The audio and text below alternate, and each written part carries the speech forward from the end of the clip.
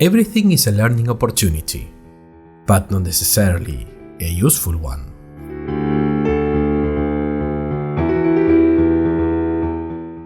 Welcome to the Grimmbros Chronicles, where we explore together the mysteries of college life.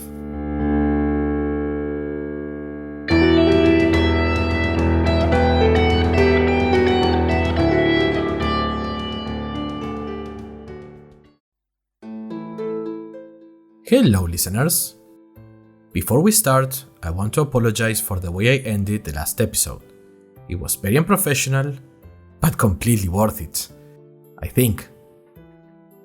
So, when I realized the answer to the riddle was a book, and that I had less than 20 minutes to get the prize, I ran back to the town. Well, run might be too strong. More like the jog of a person who hasn't exercised in about 3 months when his friend signed him up for a CrossFit class and then did not show up because he had hooked up the night before. And so you had to go and endure a full class of your body screaming at you to just stop and go home, and you then swore never to do any group physical activity ever again, and screw you, Josh! Sorry. Back to the story. I hadn't seen any bookstores in town other than the Socratic Raccoon, but that one was far from the town entrance, so I went straight to the library. Luckily for me, the Brokick Public Library is open 24/7. That's right, listeners, it doesn't close ever. I got there, and inside I met the flyer girl, who according to her name tag is called Mel. I told her the answer to the riddle was a book, and she gave me the most anemic "congratulations" I've ever heard since my high school days. I'm surprised she didn't roll her eyes. That's professionalism. She took me to an old chest in a corner of the lobby, opened it, and took something from inside. It was a small blue marble with golden markings like veins in stone. She said I had passed the test of brain. I asked her what she meant, but she just rubbed her left wrist and left. I thought that must be a local rude gesture and assumed I should just feel offended and leave, so I did.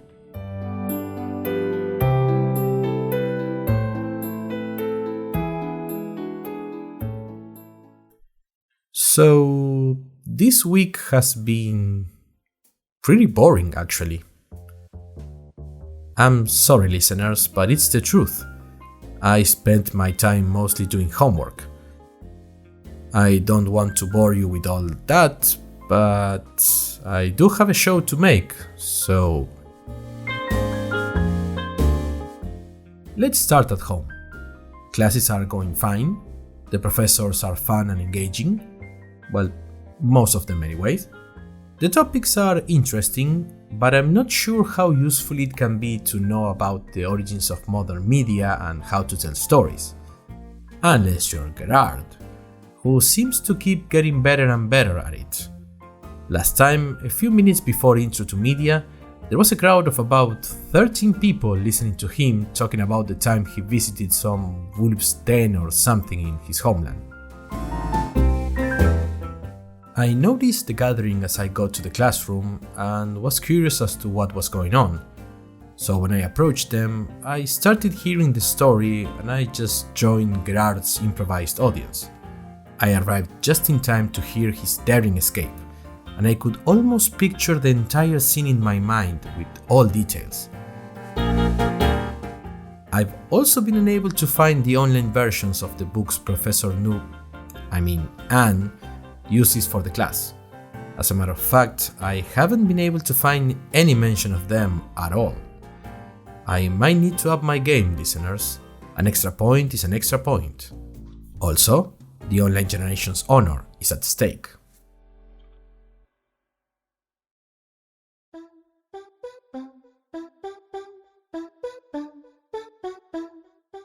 Homework has been extensive. I've never written so many essays and reports and papers.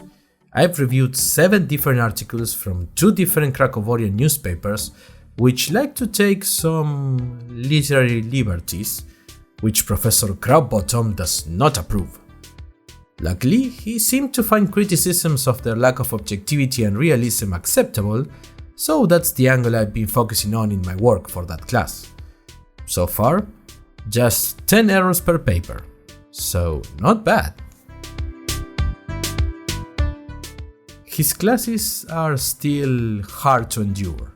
He likes to explain and talk, but he goes on tangents often to give us his educated opinion, and after the third time I realized it's mostly the same every time, so I just need to learn how to tune it out until he goes back to the main topic. It took me a few tries, but I think I've gotten the hang of it.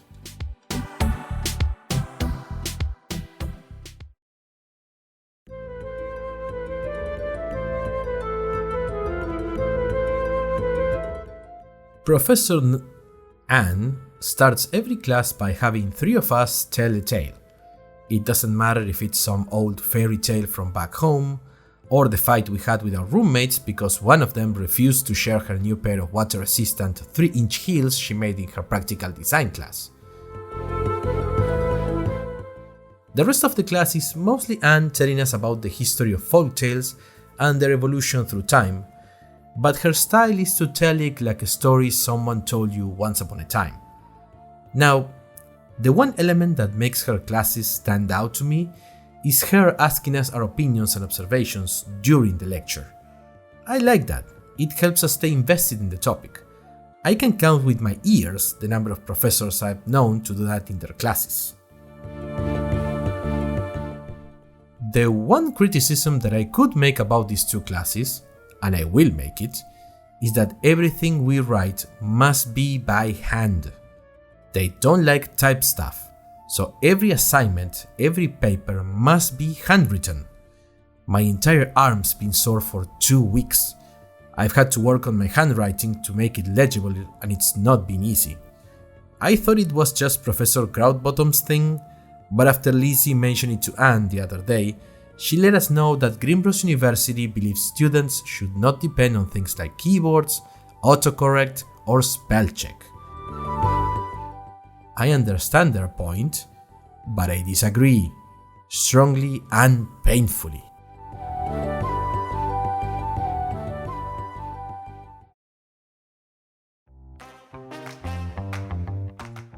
Speaking of my roommates, Fede has been working on keeping his businesses open for more than a day. So far, his best time has been 21 hours.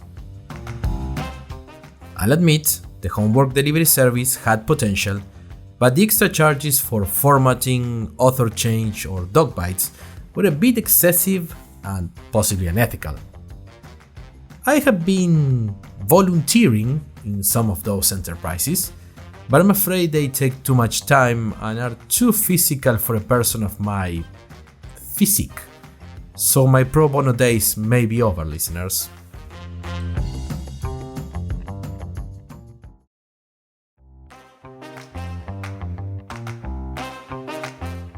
Lizzie has also been busy, I think.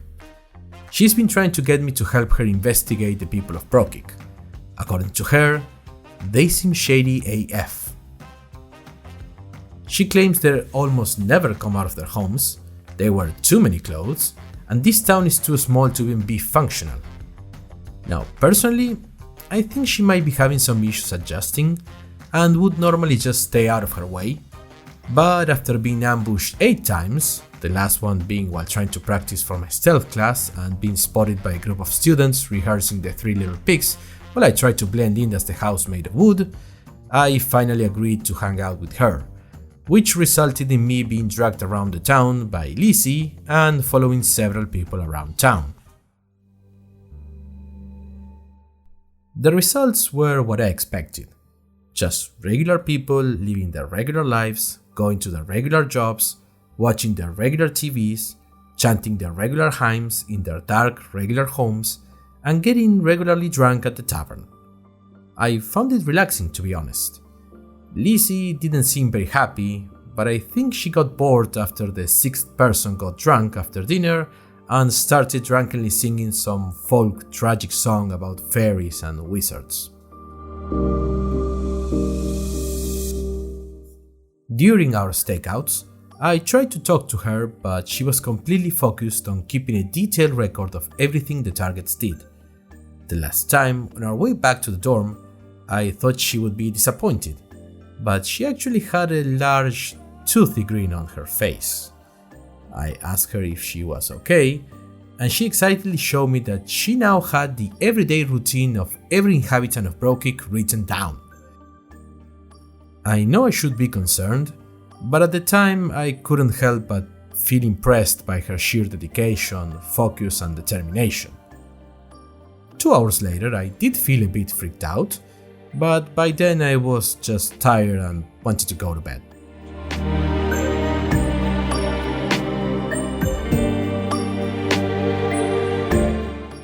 This might have been a slow week, listeners, but that doesn't mean we don't have a word from our sponsor.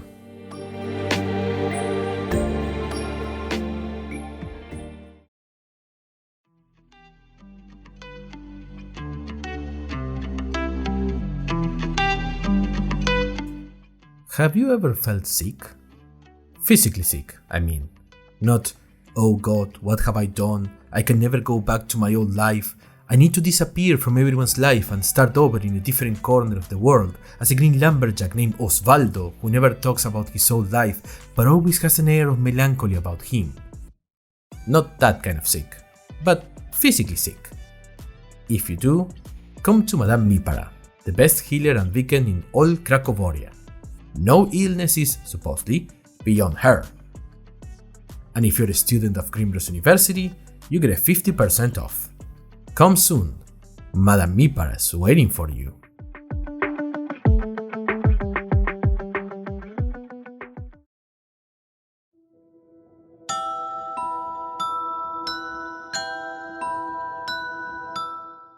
Besides helping my roommates, whether I like it or not, I've been trying to find more information about where I am. The country of Krakoworia seems to be an old and quite small country. The only remarkable thing I could find about this nation was Grimmbros University itself, and even then there's not much information online. I've been going to the Brokik library to try and learn more about this place, but it's been challenging. The librarian's never there, if such a person even exists. And every time I go, the only person working there is Mel. And dealing with Mel's sunny disposition can be exhausting. She will tell you where the material you need is located, unless it's on the restricted section. But she has this way of making you feel dumb just for asking. I think it has something to do with her monotone, or her foot always tapping impatiently like she always has something more important going on than you. Or her side-eye. That freaking side-eye. Anyways, I've been going there a lot trying to get some info on the country and for my classes. Most books about Krakoworia seem to focus on its folklore and fables. I guess it's a very important topic for the locals. And I'm not the only student around that place. I've seen many others there. Seems like the internet won't be as helpful as in my previous university. Most students just borrow books, but some of us prefer reading there and not to risk exposing us, and the books of course, to the elements and the people out there. Someone I didn't expect to find regularly at the library was Cindy. She was wearing green velvet combat boots every time I saw her there.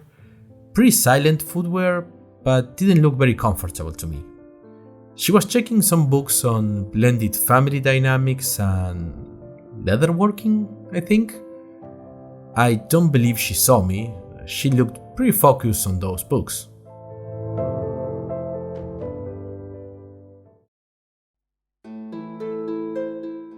Oh, now that I think about it, something weird did happen the other day. I was coming from the library and I almost ran into a group of older students. You could tell because their eyes were harder, more focused. The fear every college student has was there, but under control, tamed. Also, their clothes were more practical, comfortable, ready to run at a moment's notice upon realizing they forgot there's a paper due soon. You know, cargo pants, bandoliers, lots of pouches. One of them, a girl with greenish-grey eyes and a feathered hoodie, looked at me and asked me if I had my bracelet. I hesitated but said yes and showed it to her. She then asked me if I had passed any tests. I said the one about brains and showed her the marble. I like carrying them in my pocket, they feel nice. She then made a gesture with one fist hitting her wrist, smiled at me, and they all just left. I was confused, listeners. The gesture did seem familiar somehow. I just stood there dumbfounded for 3 minutes, and then I decided it was just a weird encounter and I went on my way to my dorm. As soon as I arrived, I sat on my chair and was thinking about what had happened when Fede arrived and started talking about something, a new business idea probably. I wasn't really paying attention. He asked me what was up, and as I was showing him the gesture, an idea struck me. I took the marble and hit the metal bracelet with it. Nothing happened. Then Fede suggested trying to slot the marble into the bracelet rather than hitting it. It fit perfectly. We were astounded. Fede showed me his bracelet and told me he had gotten it from a restaurant raffle, but he hadn't got any marbles yet. Apparently, most students are trying to get them. We don't know why, but we suspect it must be some kind of university competition or maybe a tradition. I spent the rest of the day studying the bracelet. I was so engrossed in it that I didn't realize Lizzie had arrived and was watching me until she said hello and nearly caused my heart to emancipate from my body. She seems to find that very amusing. I don't. She asked me what I was studying, and when she saw what it was, she seemed surprised for a moment. Then she looked at me, smiled proudly, and said congratulations, and showed me her own bracelet with a green orb in the second slot. And then she just went to bed. I must have asked her 1,000 questions, but she just looked at me, said good night, and fell asleep. It was it was very frustrating. Well, a mystery for another day.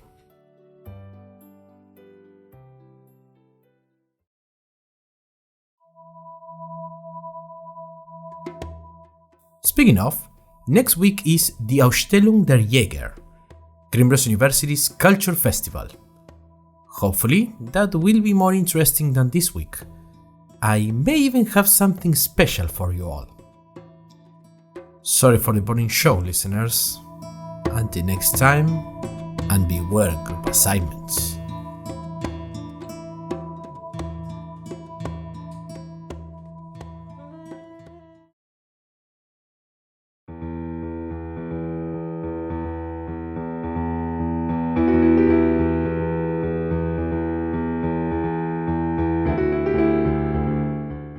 The Grimmbros Chronicles is written and produced by Ignacio Mengo. The voice of Jason Kelch is Ignacio Mengo. The ending theme was made by Matías Silveira. Follow him on Instagram at @LluviaTorrencialWeb.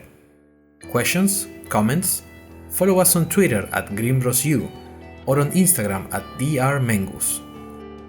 And remember, group assignments can be anywhere.